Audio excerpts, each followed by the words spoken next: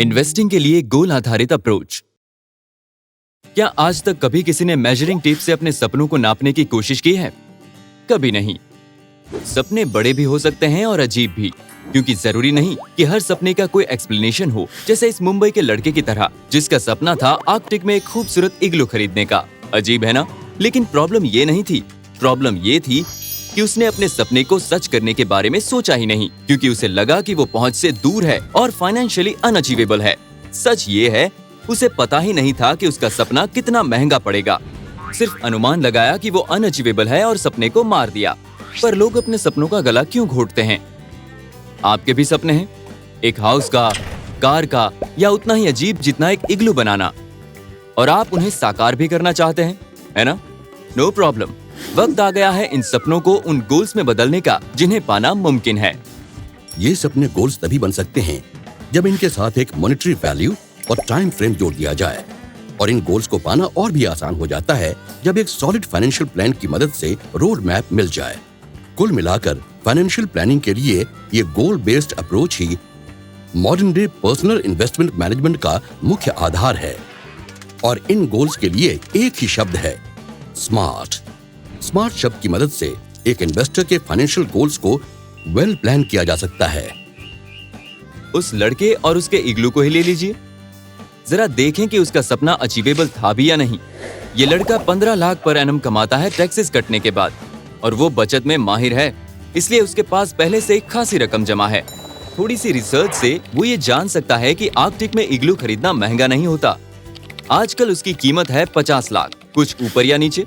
अगर वो एक टाइम बाउंड प्लान के साथ उसे 5 साल बाद खरीदना चाहे तो कीमत बढ़ चुकी होगी। उसके बाद उसका प्लान होगा उसे रेंट पर देने का एक टाइम शेयर कंपनी को। देखा, वो चाहता तो ये मुमकिन था, पर क्या ये एक स्मार्ट गोल है? स्पेसिफिक?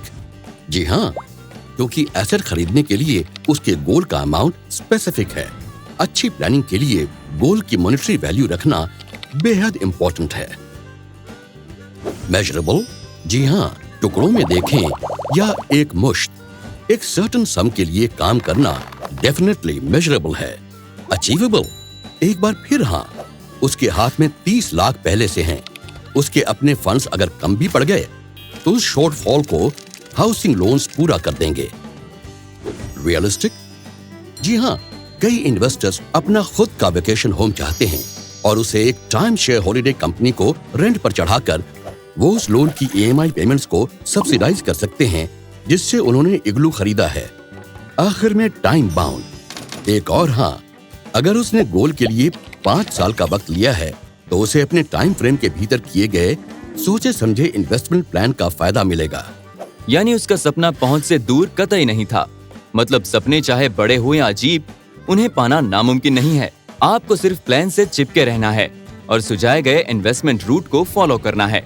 गोल बेस्ड इन्वेस्टिंग से आपको एम करने के लिए एक टारगेट मिलता है, और एक बार इस वेल डिफाइंड गोल को एक वेल थॉट आउट प्लान की मदद मिल जाए तो आपको सफलता की चाबी मिल जाएगी। तो या तो आप खिड़की से बाहर झांकें और सारा दिन सपने देखें, या फिर काम में लग जाएं, स्मार्ट डिसीजंस लें, और फिर चाहे जितने इग्लूज बनाते जाएं। आशा है आपको वीडियो पसंद आया होगा। देखते रहिए और हम इन्वेस्टिंग कॉन्सेप्ट समझने में आपकी पूरी मदद करेंगे। आप चाहे तो अपनी प्रतिक्रिया हमें editor@templeton.com पर भेज सकते हैं। Mutual fund investments are subject to market risks. Read all scheme related documents carefully.